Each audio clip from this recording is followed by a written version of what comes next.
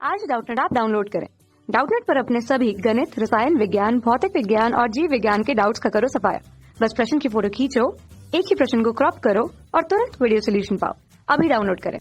प्रश्न दिया है, एक इलेक्ट्रॉन जिसका द्रव्यमान 9.1 गुणित 10 की घात ऋण 31 किलोग्राम है, आवेश 1.6 गुणित 10 की घात ऋण 19 कूलाम है, अविचलित रहता है यदि इस पर 3.2 गुणित 10 की घात 5 वोल्ट प्रति मीटर तीव्रता का विद्युत क्षेत्र एवं 2.0 गुणित 10 की घात ऋण 3 वेबर मीटर वर्ग का तीव्रता का चुंबकीय क्षेत्र यहाँ पे आरोपित किया जाता है। ठीक है, और यदि विद्युत क्षेत्र को हटा दिया जाए तब इलेक्ट्रॉन जिस कक्षा में घूमेगा उसकी त्रिज्या होगी हमें यहाँ पे ज्ञात करनी है और 4 विकल्प दिया गया है। तो आइए हम लोग इस प्रश्न को हल करते हैं और इसके मान को ज्ञात करते हैं। जैसा कि प्रश्न में हमें बताया गया है, यहाँ पे हम लोग मान लेते हैं कि इस तरह से विद्युत क्षेत्र है समरूप रूप में, यानी कि विद्युत क्षेत्र को हम लोग जानते हैं यह धन से निकल के ऋण की ओर जाता है। तो इस तरह से हमारे पास विद्युत क्षेत्र है और चुंबकीय क्षेत्र को हम लोग इस तरह से लगाएं, यहाँ पे n ध्रुव है तो इसके पीछे में हमारे पास s ध्रुव होगा। ठीक है, तो इस तरह से अब यहाँ पे एक इलेक्ट्रॉन को हम लोग रख देंगे तो यह इस तरफ गति कर रहा है मान लेते हैं और यह अविचलित है।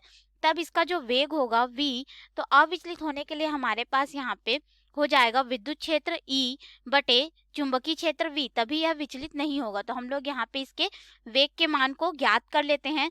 तो हमारे पास यहाँ पे विद्युत क्षेत्र का मान दिया गया है 3.2 गुणित 10 की घात 5 वोल्ट प्रति मीटर और चुंबकीय क्षेत्र का मान है 2.0 गुणित 10 की घात ऋण 3 टेस्ला या फिर वेबर प्रति मीटर के वर्ग में। अब हम लोग इसको हल करेंगे तो देखिए हमारे पास मान ये 10 की घात ऋण 3 है। ठीक है, अब हम लोग इसको हल करेंगे तो हमारे पास यहाँ पे मान हो जाएगा, देखिए 10 की घात ऋण 3 ऊपर जाएगा तो धनात्मक 3 हो जाएगा और 2 से हम लोग इसको भाग दे देंगे तो वेग हमारे पास यहाँ पे हो जाएगा 1.6 गुणित 10 की घात 8 मीटर प्रति सेकेंड, यानी इस वेग से इलेक्ट्रॉन जो है अविचलित हुए गति कर रहा है।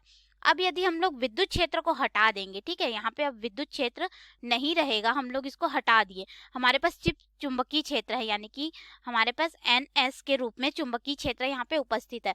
तब ये जो चुंबकीय क्षेत्र होगा तो इस पे आवेशित कण, इलेक्ट्रॉन एक आवेशित कण है। ठीक है, अब ये चुंबकीय क्षेत्र में जब गति करेगा तो इस पे बल जो है इस तरह से लगेगा, हम लोगों ने इस तरह से चुंबकीय क्षेत्र को लगाया था और इसका वेग इधर यानी कि लंबवत हो रहा था एक दूसरे के, तब ये क्या हो जाएगा, इसको वृत्तीय पथ में इस तरह से मोड़ देगा, ये वृत्तीय गति करने लगेगा। ठीक है, तो यहाँ पे इसकी जो त्रिज्या होगी r हो जाएगी, क्योंकि हम लोग यहाँ से क्या कर रहे हैं, विद्युत क्षेत्र को हटा दिए, तो हमारे पास यहाँ पे इस तरह से चुंबकीय क्षेत्र जो है वह उपस्थित होगा। तो इस चुंबकीय क्षेत्र में यहाँ पे ये जो कण है वृत्तीय गति करेगा, क्योंकि इस पे लॉरेंज बल जो है इस तरह से लगेगा।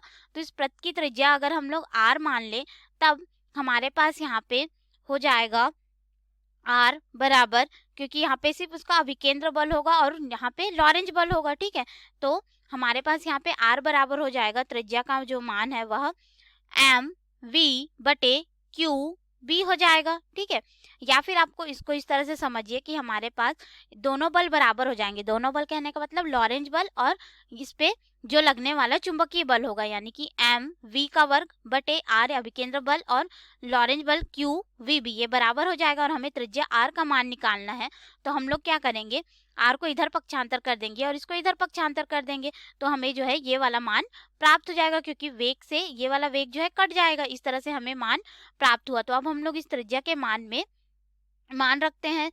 ठीक है, तो द्रव्यमान का दिया गया इलेक्ट्रॉन का 9.1 गुणित 10 की घात ऋण 31 किलोग्राम और वेग हम लोग यहाँ पे ज्ञात कर चुके हैं 1.6 गुणित 10 की घात 8 मीटर प्रति सेकेंड बटे आवेश है 1.6 गुणित 10 की घात ऋण 19 कूलाम और जो हम लोग को यहाँ पे चुंबकीय क्षेत्र दिया है उसका मान है 2 गुणित 10 की घात ऋण 3 टेस्ला या फिर वेबर प्रति मीटर के वर्ग में। अब हम लोग इसको हल करेंगे तो देखिए किस तरह से हो जाएगा, ये हम लोग 10 की घात ऋण 19 में इसको जोड़ देंगे तो 10 की घात ऋण 22 हो जाएगा, यह ऊपर जाएगा तो धनात्मक 22 होगा, इसके साथ घटेगा और फिर जो मान आएगा हम लोग उसको इसके साथ रखेंगे तो ये दोनों आपस में कट जाएंगे। ठीक है, और हमारे पास 1.6 को हम लोग 2 से गुणा कर देंगे, फिर 9.1 गुणित 1.6 करके, या फिर यहाँ पे देखिए 1.6 से 1.6 कट जाएगा, फिर हम लोग 2 से इसको भाग दे देंगे तो हमारे पास यहाँ पे मान आ जाएगा 0.45 मीटर, यानी कि जो पथ की त्रिज्या होगी वो कितनी हो जाएगी 0.45